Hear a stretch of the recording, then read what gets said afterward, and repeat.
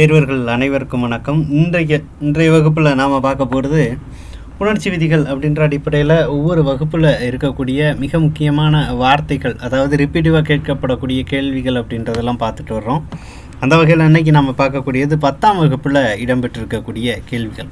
பொதுவாகவே டிஎன்பிஎஸ்சி தேர்வுகள் அப்படின்னு எடுத்துட்டாலே பிரதானமாக நாம் முக்கியத்துவம் கொடுக்க வேண்டிய ஒரு வகுப்பு அப்படின்றது 10ஆம் வகுப்பு. அது எந்த ஒரு பாடமாக இருந்தாலும் சரியா. சப்ஜெக்ட் வைஸ் பார்க்கும்போது இந்த 10ஆம் வகுப்பு அப்படின்றது ஒரு மிக முக்கியமான தலைப்பை விவரித்த ஒரு பகுதியாக இருக்கலாம், இல்லைனா மிக முக்கியமான பகுதியினுடைய ஒரு ஆரம்பமாக இருக்கலாம். ஒரு ஹிஸ்ட்ரி ஜியாகிரஃபியை நீங்கள் எடுத்துக்கிட்டாலும் 10ஆம் வகுப்பு தான் அதில் ரொம்ப ஒரு இம்பார்ட்டண்ட் ரோல் அப்படின்னு சொல்லலாம் இல்லைங்களா. ஸோ அதில் இங்கே கீழே கொடுத்துருக்கக்கூடிய எடுத்துக்காட்டுகளும் பார்த்திங்கன்னா பரவலான அளவில் நிறைய நேரங்களில் கேள்வித்தாள்களில் நாம் பார்த்த கேள்விகளாக தான் இருக்கும், சரிங்களா. ஸோ அப்போ அந்த வகையில் இந்த வார்த்தைகள் புணர்ச்சி விதிகளின் அடிப்படையில் எந்த மாதிரியான ஒரு மாற்றத்தை சந்திக்குது. மாற்றம் அப்படின்னா நாம் என்ன சொல்லுவோம், விகாரம் அப்படின்னு சொல்லுவோம் இல்லையா. அப்போ அந்த விகாரத்தின் விதிகள் அடிப்படையில் எந்தெந்த மாதிரி மாறுது அப்படின்றது தான் இந்த பகுதியில் நாம் பார்க்குறோம், சரியா. முதல்ல நமக்கு என்ன கொடுத்துருக்குறாங்க, என் தமிழ் நான் அப்படின்ற ஒரு வார்த்தை நிறைய நேரங்களில் தேர்வில் கேட்கக்கூடியது. இது நமக்கு எப்படி மாறுது, எம் கூட்டல் தமிழ் கூட்டல் நா. ஒரு 2 விதமான புணர்ச்சி விதிகள் நாம் படிச்சிருப்போம். பண்பு பெயர் அப்படின்ற ஒரு விஷயத்தை நாம் தனியாக படிச்சிருப்போம். அது கடந்து ஒரு 6 அடிப்படையான விதிகள் நாம் படிச்சிருப்போம் இல்லையா. இதில் இந்த முதல் எழுத்தில் இந்த மகரமானது, அதாவது மவ்வீறு ஒற்றழிந்து அப்படின்ற விதிப்படி மகரம் கெற்றிருக்கும். இந்த தகரத்தினுடைய இணை எழுத்தான இந்த் அப்படின்றது நமக்கு தோன்றியிருக்கும். என் தமிழ் நான் அப்படின்ற ஒரு வார்த்தை இறுதியாக எனக்கு கிடைக்கிது. அருமை அப்படின்றது நமக்கு என்னது, பண்பு பெயராக நம்ம அடையாளப்படுத்தலாம் இல்லையா.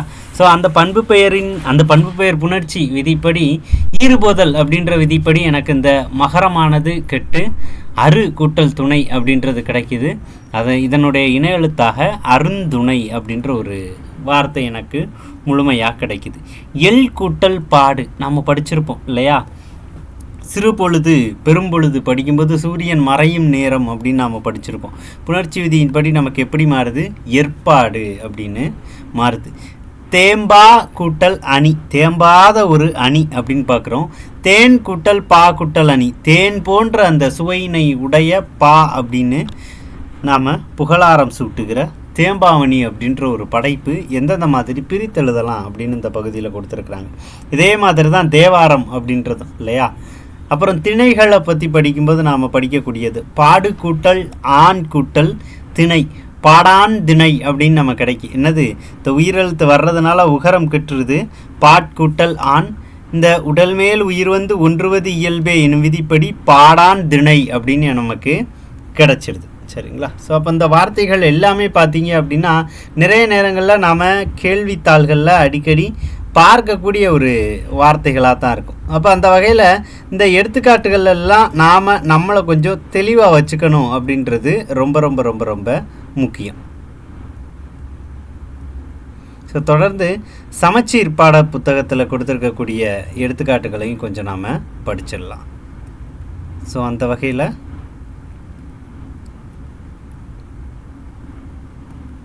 பத்தாம் வகுப்பு அப்படின்னு பார்த்துட்டோம் அப்படின்னா வலி குட்டல் ஒழுகி, நம்ம மறுபடி உடம்படுமையை தான் இந்த இடத்துலையுமே பார்க்குறோம் இல்லையா. இகரம் வர்றதுனால எகரம் உடம்படுமையாக தோன்றிடுச்சு. வழியொழுகி, வெளி குட்டல் உலகில் வெளியுலகில், செம்மை குட்டல் தமிழ் ஈறுபோதல் விதிப்படி மை போயிடுச்சு. மகரம் மவ்வீறு ஒற்றழிந்து உயிரீறு ஒப்பவும்னு படிக்கிறோம் இல்லையா. மகர ஒற்று நமக்கு கெட்டு இணையெழுத்தாக இந்து நமக்கு இந்த இடத்துல தோன்றிடுச்சு. செந்தமிழ், ஊர்கூட்டல் அறியும் ஊரறியும், ஏ குட்டல் இடம் எவ்விடம், ஆ குட்டல் வீடு அவ்வீடு, ஆ குட்டல் பையன் அப்பையன் படிச்சிருக்கோம் இல்லையா. நிறைய கொஞ்சம் ரிமைண்ட் பண்ணிக்கணும். செலவு கூட்டல் ஒளியா செலவொளியா, உகரம் கெட்டு இவ்வு வந்துடும்.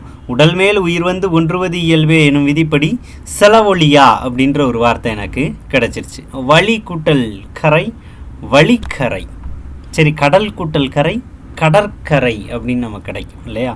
வந்து கூட்டல் அணைந்த வந்தணைந்த, எம்மருங்கும், ஏ கூட்டல் பக்கம்னா எப்படி எழுதுவோம், எப்பக்கம், அதே மாதிரி தான். எங்கு கூட்டல் உறைவீர் எங்குறைவீர், கண் கூட்டல் அருவி கண்ணருவி, இங்கே என்ன விதி பயன்பட்டுருக்கு எனக்குன்னா, உடல் மேல் உயிர் வந்து ஒன்றுவது இயல்புன்றது மட்டும் நடக்கலை. என்ன இருக்குது, இந்த ஒற்றானது எனக்கு இரட்டிச்சிருக்கு. சரியா, 2 இன்னு வந்ததுனால தான் எனக்கு சேரும் பொழுது கண்ணருவி அப்படின்னு கிடைக்கிது. சரியா, இந்த வித்தியாசத்தை பார்த்து வச்சுக்கணும். உடம்பு கூட்டல் எல்லாம் உடம்பெல்லாம், உடம்பெல்லாம் அப்படின்னும் நமக்கு இருக்கும். சரியா, இடைக்குறை அப்படின்னு அதை சொல்லுவோம் நாம். திருக்கூட்டல் அமுது உகரம் வந்திருக்கிறதுனால எனக்கு உடம்படுமை வகரம் வந்துருச்சு, திருவமுது. மனம் கூட்டல் தலைப்ப மனந்தழைப்ப, நற்கூட்டல் கரிகள் நன்மை கூட்டல் கரிகள் நற்கரிகள். இனிமை கூட்டல் அமுது இன்னமுது, இனிமை கூட்டல் ஓசை இன்னோசை, நிறைய பார்த்துட்டோம். வாழ் கூட்டல் அரா வாளரா, அகம் கூட்டல் கை அங்கை. இதே மாதிரி வேங்கை அப்படின்றதுக்கும் வேகின்ற கை அப்படின்னு நம்ம பார்த்துருப்போம் இல்லையா. இலக்கணத்தில் நமக்கு இருபொருள் அப்படின்ற பகுதியில் நாம் அதற்கான எடுத்துக்காட்டாக பார்க்குறோம். முள் கூட்டல் தீது முக்டீது, கல் கூட்டல் தீது கக்ரீது அப்படின்னு படிச்சிருப்போம். சரியா, ஸோ அப்போ நாம் எல்லாமே ஏற்கனவே உள்ள இலக்கண பகுதியில் பார்த்த எடுத்துக்காட்டுகள் தான் இங்கேயும் நமக்கு வருது. 4 கூட்டல் மறை நான்மறை, நாலடியார். இந்த எண்கள் அடிப்படையில் வரக்கூடிய வார்த்தைகள் எல்லாத்துலேயுமே கொஞ்சம் கவனம் தேவை. சரிங்களா. விதிர்ப்புற்றஞ்சி, விதிர்ப்பு கூட்டல் உற்று கூட்டல் அஞ்சி. பா கூட்டல் இசை பாவிசை, பா கூட்டல் இனம் பாவினம். நெடு கூட்டல் நாவாய், நெடுமை கூட்டல் நாவாய் நெடுநாவாய், எனக்கு ஈறுபோதல் விதிப்படி கிட்டுருச்சு. அம் கூட்டல் கண் அங்கன், பல கூட்டல் பல பற்பல அப்படின்னு கிடைக்கும். புண்மை மென்மை, அதே நேரத்தில் இந்த தன்மை, இதெல்லாமே என்னது, பண்பை வெளிப்படுத்தக்கூடியது தான். தன்மை 3 சுழியின் வந்தால் அதற்கு என்னது, குளிர்ச்சி அப்படின்னு அர்த்தம் இல்லையா. ஸோ அப்போ அந்த ஈறுபோதல் விதி அப்படின்றதெல்லாம் கண்டிப்பாக அந்த இடத்துல வரும், கொஞ்சம் தெளிவுபட பார்த்து வச்சுக்கணும். பரிந்து கூட்டல் ஓம்பி பரிந்தோம்பி, தெருந்தோம்பி, எள்ளரு புல்லுரு. அருமை கூட்டல் பெறல் அரும்பிறல், பல் கூட்டல் தீது பக்ரீது, பெருமை கூட்டல் பெயர் பெரும்பெயர், ஆ கூட்டல் ஊர் அவ்வூர், பெருமை கூட்டல் குடி பெருங்குடி, புகுந்து கூட்டல் இங்கு புகுந்தீங்கு.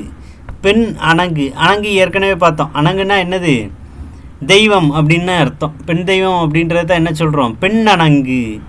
நன்மை கூட்டல் திறம் நற்றிரம், கால் கூட்டல் சிலம்பு கார் சிலம்பு, செம்மை கூட்டல் கோல் செங்கோல், நெடுமை கூட்டல் நீர் நெடுநீர்.